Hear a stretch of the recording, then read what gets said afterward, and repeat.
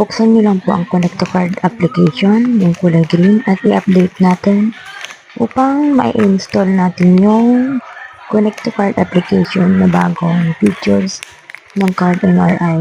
I-download lang po natin or install lang po natin. Yan po, nag-install na tayo ngayon.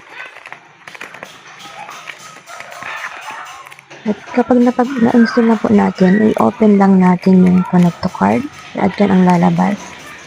I-allow lang po natin yung mga notification.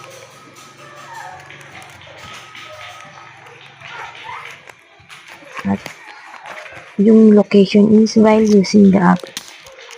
Mag-login na po tayo.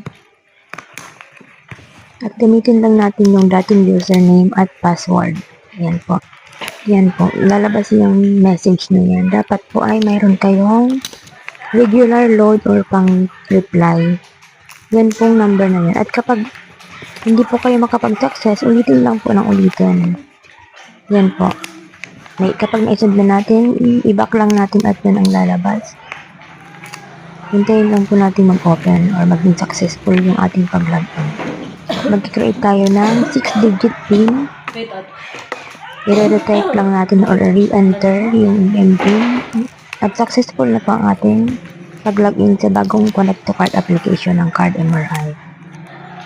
Okay po. Mag-login na tayo. Ayan, yung lalabas yung congratulations, you are now logged in to the Connect to Card mobile app.